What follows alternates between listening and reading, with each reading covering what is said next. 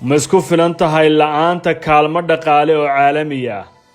maxaa xal u ah xukuumadda talada haysa haddii dowladaha dhaqaalaha ku bixin jiray miisaaniyadda dalka ay kaalmadooda goosteen?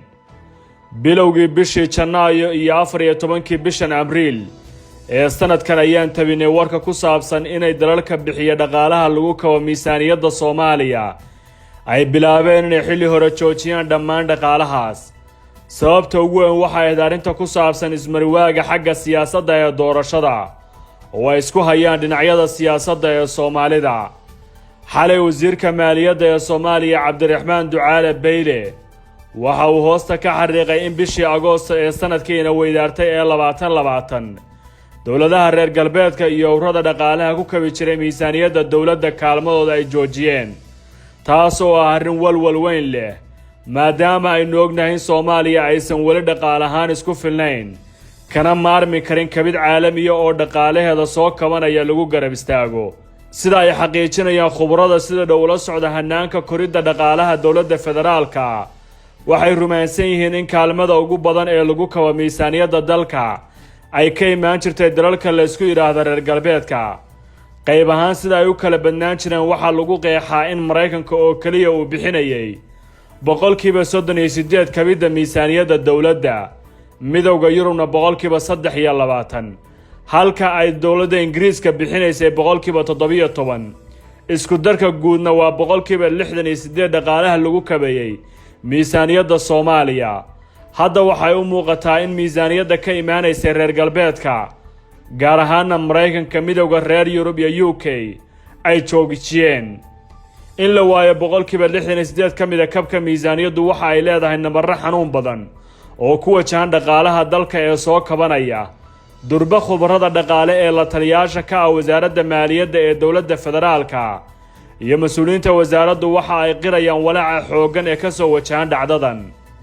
4 sano ee la soo dhaafay hanaanka geedi socodka maaliyadda ee Soomaaliya ayaa qayb ahaan la ayiidsan yahay in laga sameeyo horumar weyn, kaasoo taageero ka helay Baanka Adduunka iyo hay'adda lacagta IMF. ayna qireen in laga soo gudbiyay Soomaaliya imtixaan adag oo dhanka dhaqaalaha. laakiin caqabadaha garab socday waxaa ka mid ah 3 sano oo ka mid ah 4 sano aan la ansixin xisaab xirka miisaaniyadda, taasoo mucaaradka dowladdu ku doodaan inay tahay guuldarro xagga dhaqaalaha. sidaasoo kale Soomaaliya waxay heshay sanadihii la soo dhaafay kaalmo caalami oo toosa.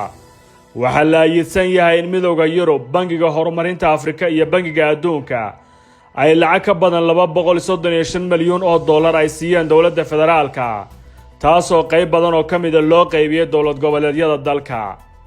hadda wasiirka maaliyadda ee Soomaaliya Cabdiraxmaan Beyle waxa uu hoosta ka xariiqay in la joojin doono mashaariic ku kacaya lacag ku dhow $1 bilyan, taasoo ka imaanaysa beesha caalamka, mushaarka shaqaalaha rayidka, ciidamada dowladda, hawl socodsiinta shaqo ee hay'adaha dowladda, mushaaraadka golayaasha kala duwan ee dowladda ayaa miisaaniyadda dowladda ka ah $30 milyan bil kasta. ma jeceshahay inaad barato qur-aanka kariimka ah iyo culumta shareecada? ugu kaalay markaska Nuurayn Online.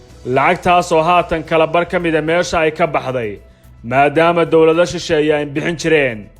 sida ay caddeynayaan khubarada dhaqaale, dowladda federaalku mar soo ururisa lacag dhan $30 milyan bil kasta kamana keento gudaha dalka.